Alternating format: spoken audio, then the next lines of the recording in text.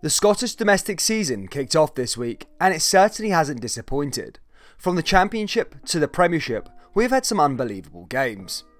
Hello all and welcome back to the channel, and today we have a brand new series, that being the Weekend Recap, where we take a look at all the action that happens across the Scottish Championship and the Scottish Premiership.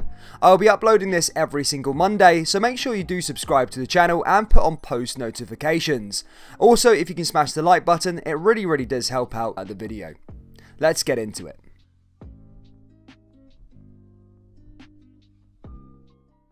Starting with the Championship, and we seen Inverness Caledonian Thistle beat Arbroath, getting them their first 3 points of the season, with a goal coming from Shane Sutherland. A great result for Inverness as they look at putting themselves as promotion contenders after getting relegated to the Championship back in 2017. Moving on to Greenock Morton and Dunfermline, and this weekend they both scored 2 goals in a 2-2 draw. Greenock took the lead 23 minutes in when Gary Oliver converted a penalty after being brought down by Deniz Mehmet. Greenock then did see out the first half in the lead, however come the start of the second half, Nikolai Tordov got an equaliser and soon after Kevin O'Hara put Dunfermline in front. But they couldn't see the game out as Lewis McGrattan scored a late equaliser, which meant they had to share the points. The goals didn't stop in that game as last season's League One champions got started to life in the second tier with a bang as they came from behind to beat Queen of the South 3-2. Willie Gibson put the away side in the lead within 10 minutes, however that lead didn't last long as 6 minutes later Brian Graham scored the equaliser, and 15 minutes after that Brian Graham secured a brace and put Thistle in the lead. In the second half, it did get a little quiet, but with 15 minutes to go, Rory Payton got an equaliser for Queen of the South, but that wasn't enough to secure a point, as with 5 minutes to go, Scott Tiffany made sure the points were staying in Glasgow. The last game of this week's Championship fixtures was also a goal thriller, and arguably the standout match of the weekend, and that was Raith Rovers 4, Hamilton Academical 4. Early on it seemed Brian Rice's men would have a nightmare start to life in the Championship, as by the 65th minute, Raith were 4-0 up, with goals from Lewis Vaughan, Dario Zametta and Aidan Connolly. However, with 20 minutes to go, Kieran MacDonald pegged one back, which triggered 3 more goals from Andy Ryan, Kieran MacDonald again and Sean Want, which helped the Ackies to a share of the points. Those results now leave the Championship table looking something like this, with Partick and Inverness at the top on 3 points and the same goal difference, Hamilton, Raith, Dunfermline and Greenock all on 1 point, taking 3rd, 4th, 5th and 6th place. Ayr United and Kilmarnock are in 7th and 8th with 0 points, however they play their first match against each other on Tuesday. And making up 9th and 10th place are Queen of the South and Arbroath, who both tasted defeat this weekend.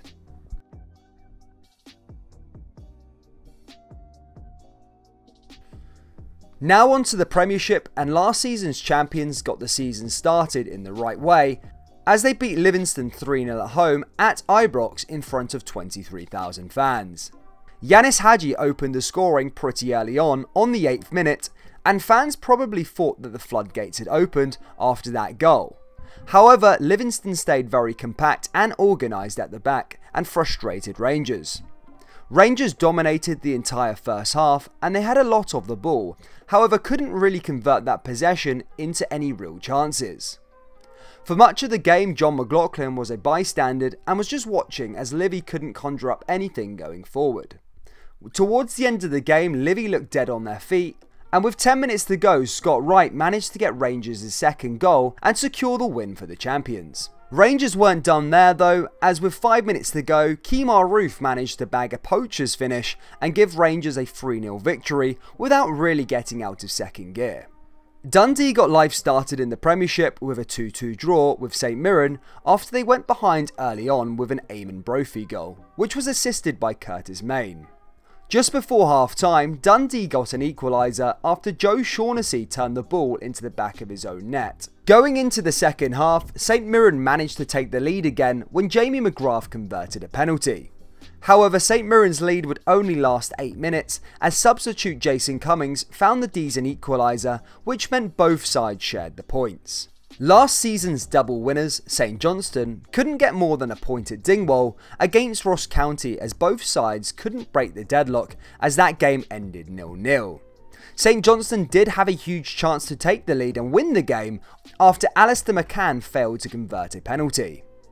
At Tynecastle, Hearts got their Premiership return off to the best possible start as they managed to beat Celtic 2-1. Celtic went into this match looking to get Ange Postecoglou's first win after getting knocked out of the Champions League midweek against Midtjylland. Hearts opened the scoring pretty early on with ex-Celt Gary Mackay-Steven scoring after new boy Carl Starfelt's mistake at the back. The first half was very much back and forth with both teams having possession and creating chances. However, it was Hearts that led at the half-time interval. Celtic looked a lot better in the second half, with more possession, and 9 minutes in, right back Anthony Ralston scored a great solo goal. It looked as though Celtic were going to go on and find a winner after that, as they kept more of the ball and created more chances. However, with 1 minute to go, Hearts delivered a superb free kick into the box, and John Souttar managed to score a header, which ultimately gave Hearts all 3 points. Even though the goal was scored very late, Celtic did have one last chance to try and rescue a point with James Forrest, however he was denied by another former Celt, Craig Gordon. Gordon wasn't done there though, as he made another wonder save to deny new boy Carl Starfelt a late equaliser. Aberdeen have hugely been touted to finish third and even challenge for second place this season, and they got off to a great start against Dundee United at Pittodrie in a 2-0 win. Johnny Hayes gave Aberdeen the lead early on with a Lewis Ferguson assist, and Aberdeen had a lot of the ball in the first half and went into the interval winning 1-0. 6 minutes into the second half, Aberdeen bolstered their lead with Christian Ramirez when he made it 2-0 and continues his impressive start to life as a Don. Time will tell if Aberdeen have the consistency to keep up with Rangers and Celtic, but a comfortable win in the first game of the season is the right way to start the campaign.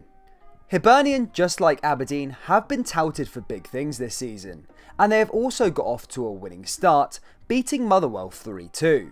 However, it was a lot more complicated as Hibs went behind twice in the game. The first goal came really on from Van Veen for Motherwell, however, Hibernian quickly responded 5 minutes later to make it 1 each with McGuinness.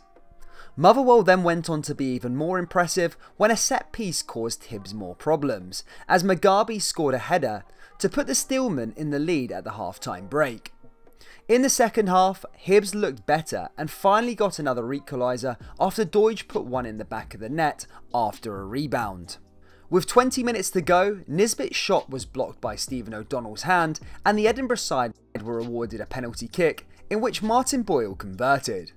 After match week 1, the table looks a lot like this, with Rangers in first with the higher goal difference, Aberdeen in second, Hibs in third and Hearts in fourth, after securing wins. Dundee, St Mirren, Ross County and St Johnstone are in 5th, 6th, 7th and 8th after getting draws, with Motherwell, Celtic, Dundee United and Livingston in 9th, 10th, 11th and 12th after they tasted defeat this weekend. So there you go guys, that is the weekend recap. We've taken a look at all the results across the Scottish Championship and Scottish Premiership. If you enjoyed the video, please do smash the like button and subscribe to the channel for more Scottish football content. As I said, this series will be out every single Monday, so hit that notification bell so you never miss an upload. Take care and I'll see you in the next video.